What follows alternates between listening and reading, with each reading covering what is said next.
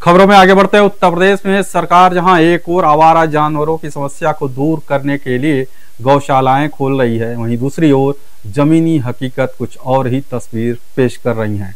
औरैया जिले के बिधना तहसील के सराय प्रथम गांव में आवारा जानवर किसानों की नींद उड़ा रहे हैं।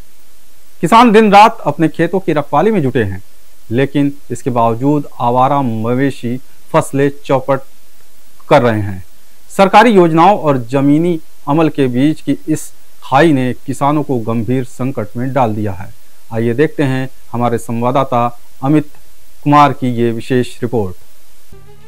सराय प्रथम गांव, तहसील बिधना, जिला औरैया, जहां किसान आजकल खेत में फसल नहीं बल्कि फसल को बर्बाद करते जानवरों की निगरानी में दिन रात बिता रहा है।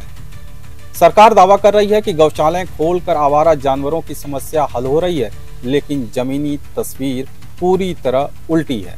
यहाँ के किसानों की हालत यह है कि फसल की बुआई से लेकर कटाई तक हर पल उन्हें डर सता रहा है कि कहीं आवारा मवेशी खेत में न घुस जाएं।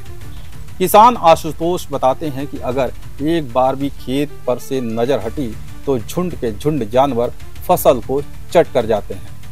कई किसान रात भर खेत पर पहरा देने को मजबूर हैं। कोई लकड़ी लेकर खड़ा है तो कोई डंडा लेकर खेत की मेड़ पर डेरा डाले बैठा है। गांव के कई हिस्सों में देखा गया है कि खेतों के किनारे मवेशी घूम रहे हैं और खेत के अंदर तक घुसकर फसलें खा रहे हैं। किसानों का सवाल है कि अगर सरकार गौशालाएं खोल भी रही है तो इन जानवरों को वहां तक कौन पहुंचाएगा। कहने को योजना है मगर क्रियान्वयन नहीं।